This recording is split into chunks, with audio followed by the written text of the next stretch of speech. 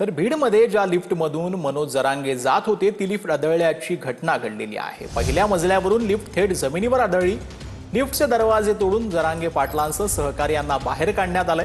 कुणीही जखमी झाले नसल्याची प्राथमिक माहिती आता समोर आली आहे। बीड शहरातील शिवाजीराव क्रिटिकल केअर हॉस्पिटल रुग्णालयाला भेट देण्यासाठी जरांगे गेलेले होते।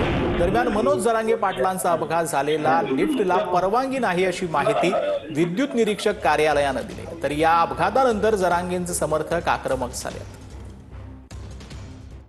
थोडंसं आता नवीन असल्यामुळे पूर्व पण थोडंसं होतं।